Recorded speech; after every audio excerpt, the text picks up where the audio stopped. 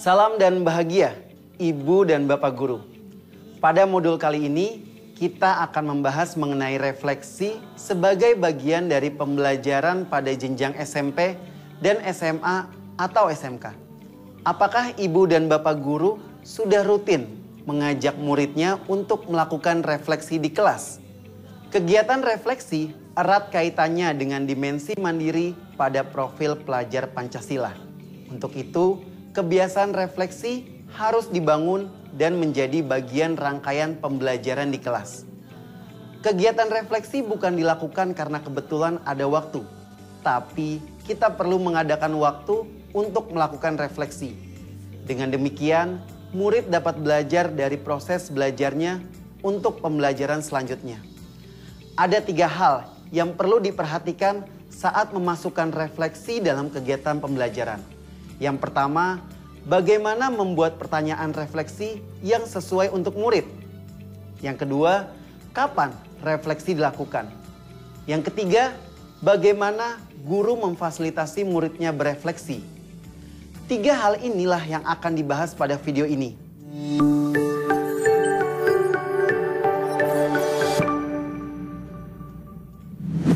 Bagaimana membuat pertanyaan refleksi yang sesuai untuk murid? Tentunya perlu disesuaikan dengan tahapan perkembangan murid kita. Pada jenjang SMP atau fase D, murid diharapkan dapat melakukan refleksi untuk memonitor kemajuan belajar, memprediksi tantangan pribadi dan akademik yang akan muncul berdasarkan pengalamannya, dan mempertimbangkan strategi belajar yang sesuai. Intinya adalah mengaitkan hasil refleksinya ke dalam proses belajar, sehingga bentuk pertanyaan bisa mengacu kepada capaian di atas. Misalnya berkaitan dengan metode belajar, kemampuan atau keterampilan baru, target yang ingin dicapai, rencana untuk mencapai target, serta bantuan yang ia butuhkan.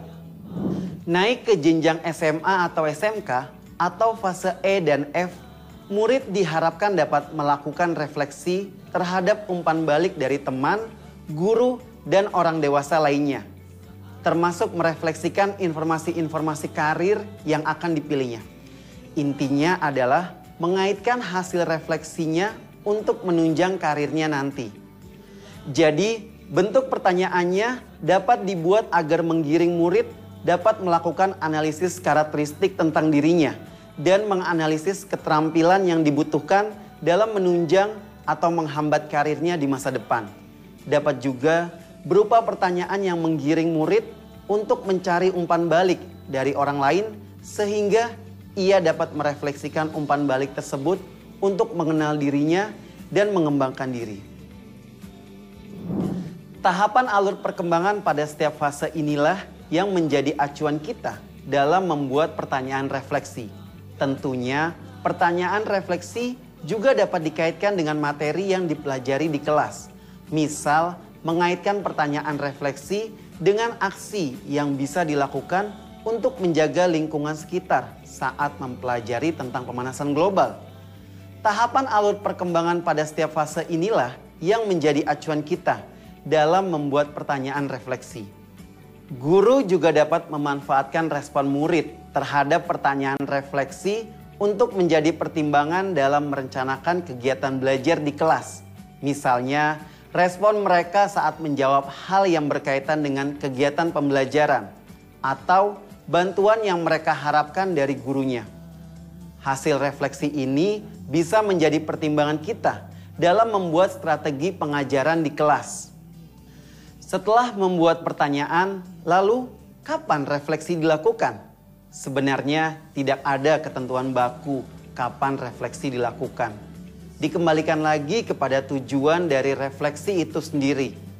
Misalnya, saat melakukan refleksi sebagai bagian dari pembelajaran, kita mengharapkan murid dapat melihat kembali proses belajar yang dialaminya dan hasil yang mereka berikan. Berarti, refleksi dapat dilakukan ketika proses sedang berjalan dan di akhir saat sudah ada hasil pembelajaran yang dibuat.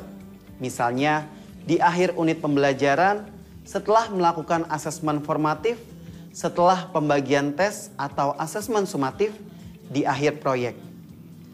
Walaupun pertanyaan sudah kita siapkan, bisa saja murid belum melakukan refleksi dengan mendalam. Terlebih untuk murid yang belum terbiasa melakukan refleksi. Lalu, bagaimana guru memfasilitasi muridnya berefleksi? Salah satu caranya bisa dengan memberikan pertanyaan tambahan yang memandu. Misalnya, ibu dan bapak guru mengajak muridnya refleksi di akhir suatu unit pembelajaran.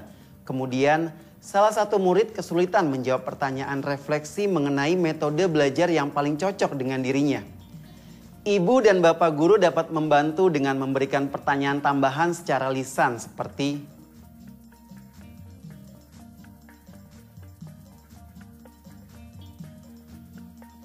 atau ibu dan bapak guru juga dapat memfasilitasi dengan menciptakan suasana yang mendukung. Refleksi memerlukan keterbukaan murid. Ibu dan bapak guru masih ingat dengan posisi kontrol guru. Jika kita masih memerankan posisi kontrol penghukum atau membuat rasa bersalah, akan susah membuat murid terbuka untuk refleksi.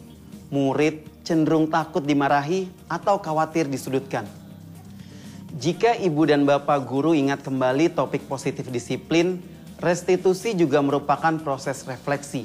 Jadi, lingkungan belajar yang konstruktif dan budaya positif disiplin penting untuk mendukung kebiasaan refleksi.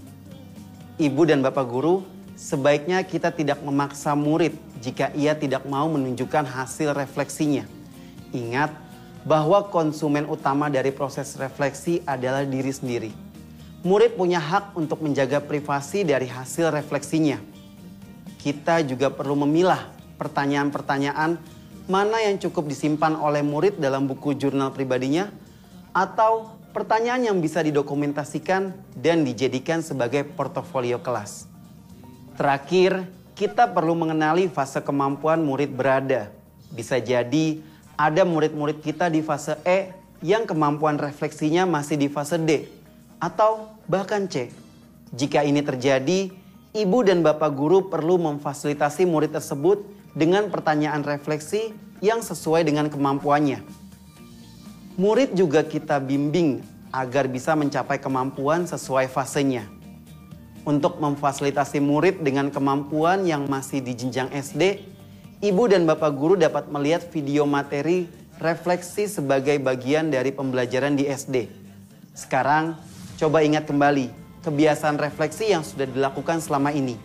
Apakah menurut ibu dan bapak guru sudah sesuai dengan perkembangan murid? Apakah lingkungan belajar sudah mendukung? Kemudian, apa yang bisa kita perbaiki untuk mendukung murid kita menjadi pembelajar yang mandiri dan mendapatkan manfaat dari refleksi? Selamat belajar dan mencoba ibu dan bapak guru hebat. Salam dan bahagia.